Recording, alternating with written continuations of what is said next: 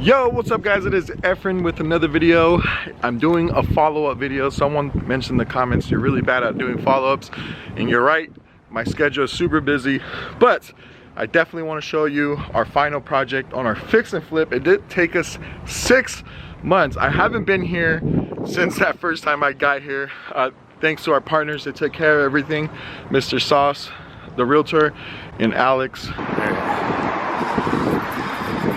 Alright guys, so I have not been inside of the house. I just got the keys. This is my first time, so my reaction is what you get. It is original. Alright, so if you guys remember, the kitchen is probably like the biggest thing we did. The wall actually came all the way to here, and you couldn't really see inside the kitchen. It looked so cluttered. It was pretty bad. We did buy this house for $210,000.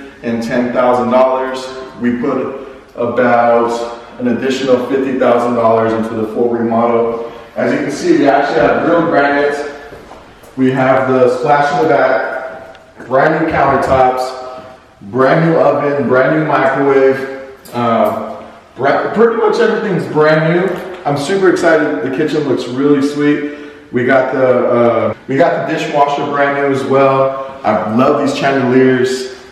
The cool thing about Phoenix market is that the housing market is super rising. So I don't know if you guys remember, this hallway had a closet right here. And we actually did this. We tore it down. We combined 2 closets to make it into a restroom.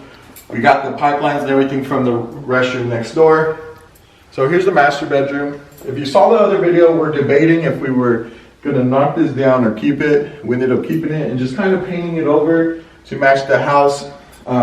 Here's the second bathroom. Super dope, right? You want me to turn on the light?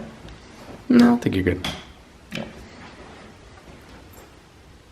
I really love the backyard. We're gonna go with fake grass and kept the brick underwards.